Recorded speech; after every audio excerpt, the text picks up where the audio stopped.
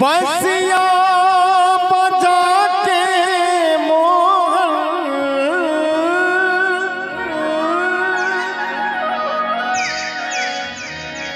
आरे मारी दिहल मतिया रतिया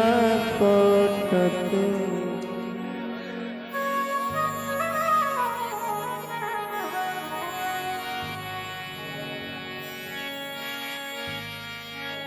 बसिया बजा के मोहन आरे मारी दिहल मतिया रतिया कोटत नइखे आकाश भैया मन करे देखे के सूरतिया रतिया कोटत नइखे मन करे देखे के सूरतिया रतिया कोटत नइखे मन करे देखे के सूरतिया रतिया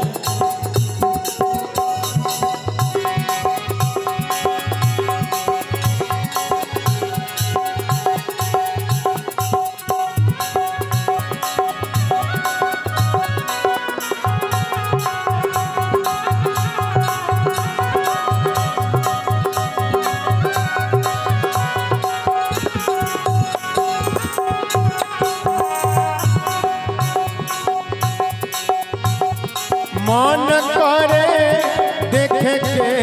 सूरतिया रतिया कोटत नइखे मन करे देखे के सूरतिया रतिया कोटत नइखे मन करे देखे के सूरतिया रतिया कोटत नइखे। और आदरणीय इस भगवती इलाज के मैनेजर आदरणीय विश्वकर्मा जी की तरफ से 101 मुद्राओं का आशीर्वाद गुरु की तरफ से धन्यवाद।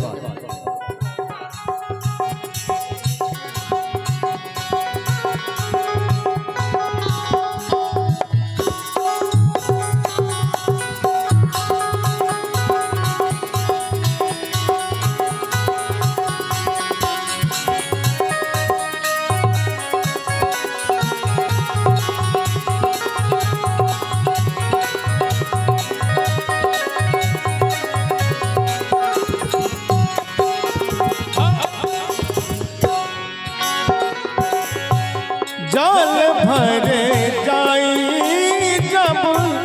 पीछे से आवे जल भरे जाई जब पीछे से आवे श्याम पे दर्दी बड़ा हमके सतावे हमके सतावे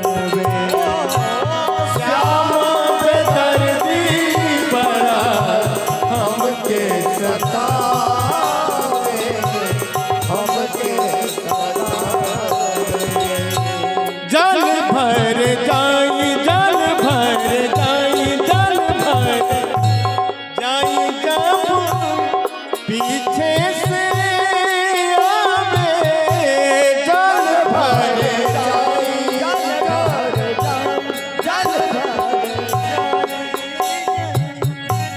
पीछे से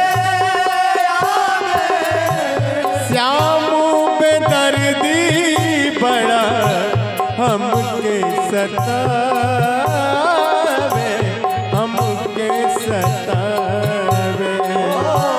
श्याम पे दर्दी बड़ा हमके सतावे हमके सतावे सजिया बनाई दिहल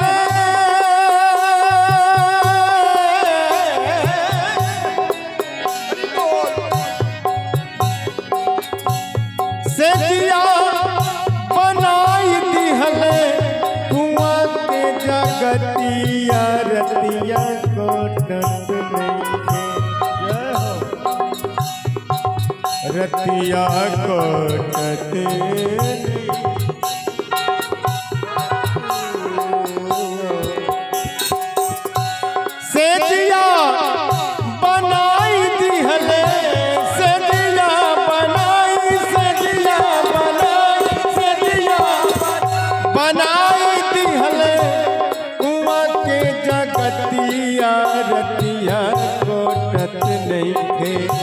मन करे देख के सूरतिया रतिया कटत नहीं है मन करे देख के सूरतिया रतिया कटत नहीं है मन करे देख के सूरतिया रतिया कटत नहीं है मन करे देख के सूरतिया रतिया कटत नहीं है।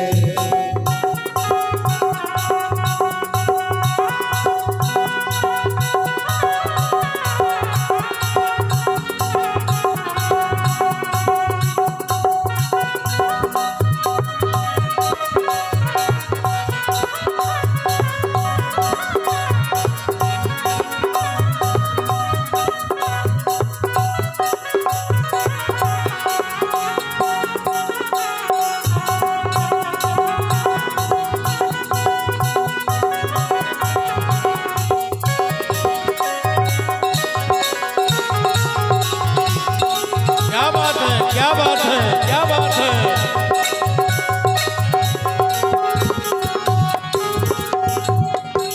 आगे कहेगा भगवान श्री कृष्ण के जब गोपियन की अपने तरफ आकर्षित करे के रहे रमेश भैया तो सबसे बड़ा शस्त्र वहाँ का संगीते अपनाए। संगीत के इतना महत्व रहे। संगीत की सभा में दुनिया के सारे सभाओं में विषमता दिखता है लेकिन संगीत की ऐसी एक सभा है जहाँ समता दिखता है समत्व दिखता है। एक तरह का आनंद एक तरह का शांति वह चाहे किसी भी मजहब से आता हो किसी भी बिरादरी का हो संगीत की सभा में शांति मिलती है कारण कि सभी ईश्वर ब्रह्म के उपासक यहाँ उपस्थित हैं। वाह बहुत सुंदर कहेगा कदम के डाली बैठी बसिया बजावे कदम के डाली कदम के डाली बैठी बसिया बजावे कदम के डाली बैठी बसिया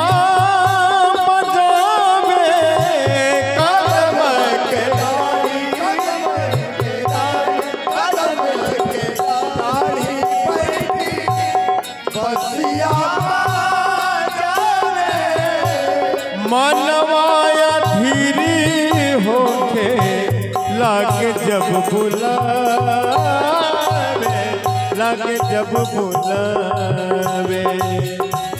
मनवाया धीरी होके लागे जब बुलावे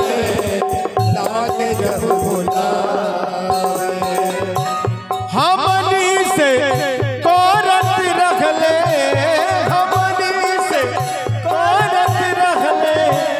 मीठी मीठी बतिया रतिया कोटत नहीं है हमनी से कोरत रहले मीठी मीठी बतिया रतिया कोटत नहीं है मन करे देख के सुरतिया रतिया कोटत नहीं